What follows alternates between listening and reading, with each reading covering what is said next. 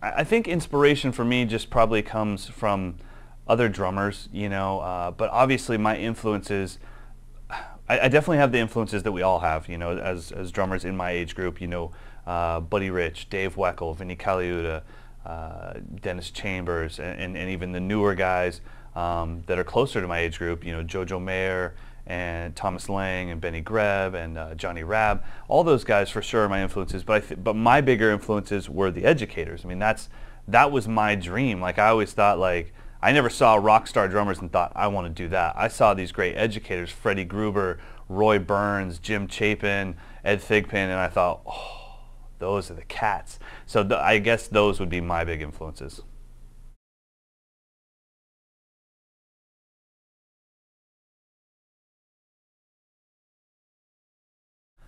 Yeah, as far as my gear, I mean, you know, nothing too crazy. I think, I mean, it's kind of a setup, kind of a customized setup, I guess. You know, I go with DW drums. These are maple. Then I've got a birch snare drum.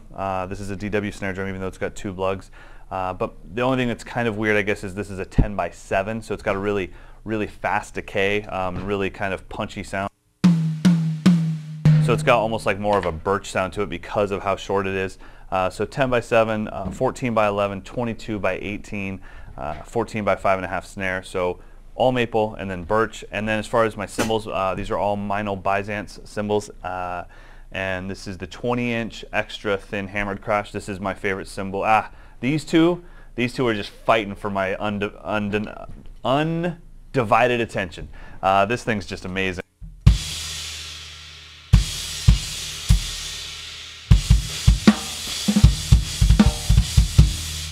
Love that. And then this is my 18-inch extra dry thin crash.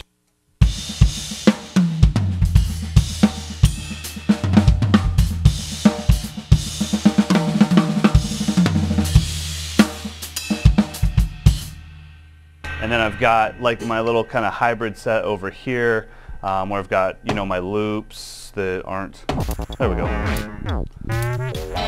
you know, and just random kind of dub loops.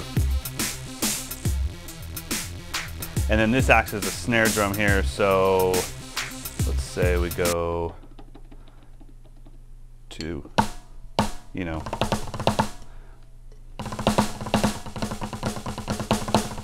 and if I turn this mic off,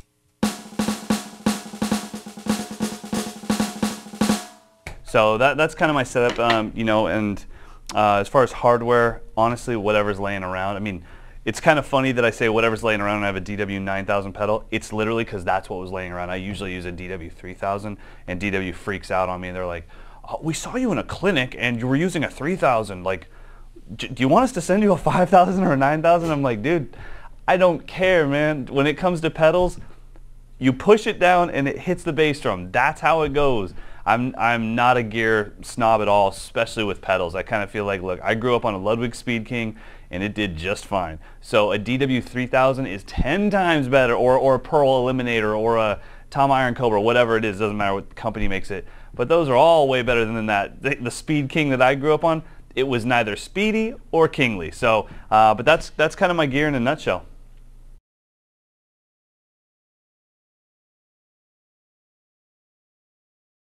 Well, as far as endorsements, I think, you know, you have to really think, why do you want to be endorsed? I mean, that would be my first question for a student of mine that said, oh man, I really want to play for, you know, I want to be endorsed by DW. And I would say, okay, why? And probably they would say, cause I want to get some free drums. And it's like, dude, you're not going to get free drums. That's very, very late in the game for endorsements. I mean, you would have to have seriously proved yourself to a company before you're going to get free anything. So you're going to get discounted drums. Well, let's take a $5,000 drum set and I give you 50% off. Cool. I give you a huge discount. Now it's still $2,500. Can you afford that right now? Let's say you could. Now you have your drum set. You just spent $2,500 on it. What is it that you need to be endorsed for? Like, what do you need them to do for you? And most of my students would usually realize, like, well, nothing. And it's like, yeah, you don't need an endorsement right now. For somebody like me, I'm traveling all the time. I call DW and say, hey, I have a clinic on Wednesday in New York. They say, okay, no problem. We'll get your drums out there for you. They make sure that I have a drum kit for me. Hey, I have a photo shoot in LA. They make sure there's a drum kit there for me. I literally just did a photo shoot for Meinl, in Nashville, and they made sure there was a drum kit for me. So I need an endorsement. And so I think the most important thing with endorsements is, do you need it, and making sure that you need it. The other thing is realizing, what are you doing for the company? Like, what are you doing to help them? Because it's a relationship where, for me, I love the word like Mike Johnston Aquarian artist. It's like, I'm proud of that. I'm proud of Aquarian, the company. I know everything about that company and how they make their heads and how much devotion they put into things, and I'm proud of that. Same with Vader or whatever. And for you watching out there, it might be instead of Vader, it might be ProMark. Instead of Aquarian, it might be Remo. It doesn't matter. What matters is that you have a relationship with the company and you're proud of it, and you're like saying, hey, I'm a representative of Meinl cymbals or DW drums or whatever it is for you, or Zildjian cymbals, So I think that that's the most important part, is just realizing that responsibility and kind of stepping up your game so that you're helping out the company.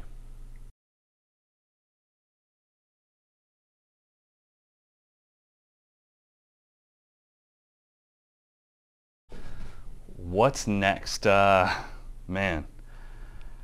I don't know. I've always told everybody around me, because that my friends are always asking me the same thing. Like, dude, are you ever going to slow down? One, no, and two, I've always said I'm not stopping until I'm a hologram in somebody's living room, and that's just been kind of one of those things that it's like, yeah, it may sound stupid now, but 10 years ago when I was playing drums, the idea of an online drum instructor was stupid. But so what? So make it happen, And I just kind of think, for me, my whole business life is built around, like this phrase called "I wish," and what I mean by that is, every great idea I've had has come from a moment where I said, man, I wish. And as soon as I say those words out loud, I know I've got an idea. Man, I wish Virgil and I did online drum lessons. Oh my God, I'll do online drum lessons, I wish they made a practice pad that, I'm going to make a practice pad, that does this or that. Can't give any ideas away, but Winter NAMM's coming, so you might see that. But, and that's kind of what it's about for me. And sometimes I just say, man, I wish Benny Greb could be right here in a hologram just giving me a drum lesson. And it's like, all right, then I'll do that. So that's kind of the future for me.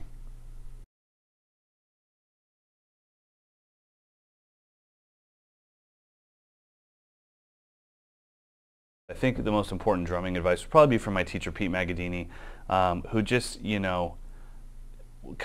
wasn't a piece of advice, it was more of him. He was the first person that believed in me as an educator, and I think that was the turning point in my life, to have somebody that had written all the books on polyrhythms and written and published all these jazz books and toured with all these great jazz artists, to have him kind of honestly look at me. He wasn't being like the teacher guy. He was looking at me, as a friend, saying like, Mike, like, you got something here. You can do this for the rest of your life. And I remember kind of just asking him, like, Pete, man, don't mess with me right now. Like, are you being serious? Because I'm about to base my entire life around whatever you say right now. And I was like, really? Can I do this? And he was like, yes. Like you have something special. You need to do this. And it was like, okay. And that was it. I never questioned it, and I just moved on from there. That was when I was 20. I'd been teaching for a little while. I was already touring, and in between tours I was taking lessons with Pete. So I was probably like 21, 22 years old when that happened, and I never ever looked back.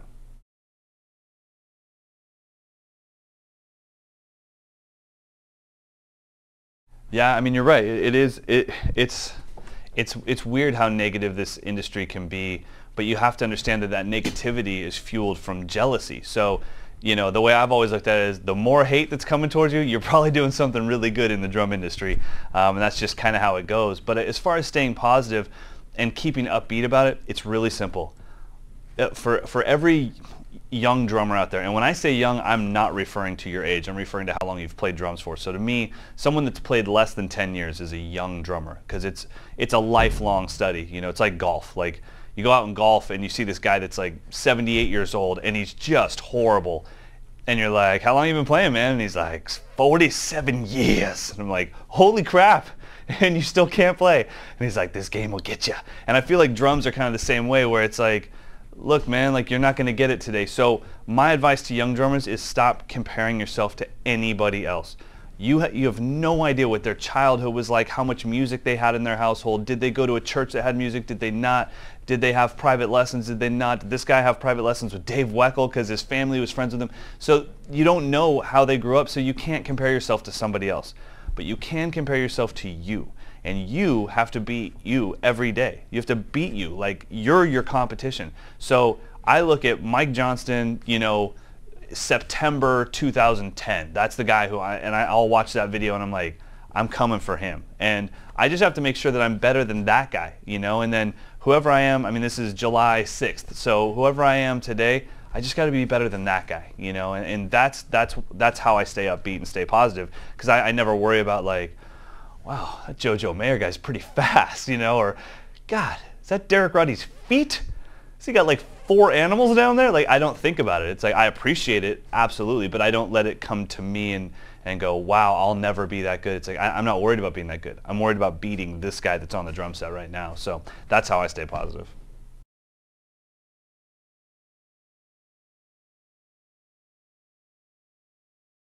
Two things. One, learn the difference between playing and practicing, okay? This is what playing sounds like.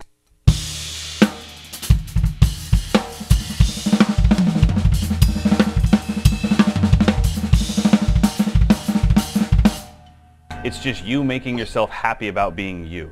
Here's what practicing sounds like.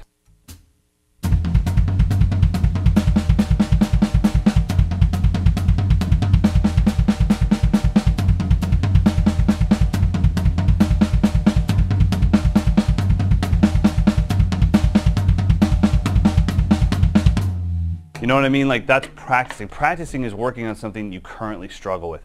I struggle with singles between my hands and my feet, so that's practicing.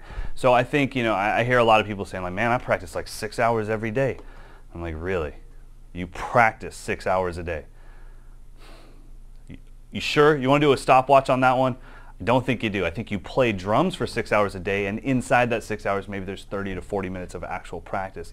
So I think drummers need to kind of make that decision. I think the other thing is owning something. Yes, you can play it, but do you own it? Own it is all styles, all speeds, all volumes, all dynamics.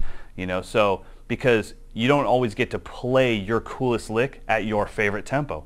In a song, whatever you don't get to adjust it and say, hey, guys, the groove I'd like to play isn't quite this fast. Can we slow the whole song down by 40 BPM?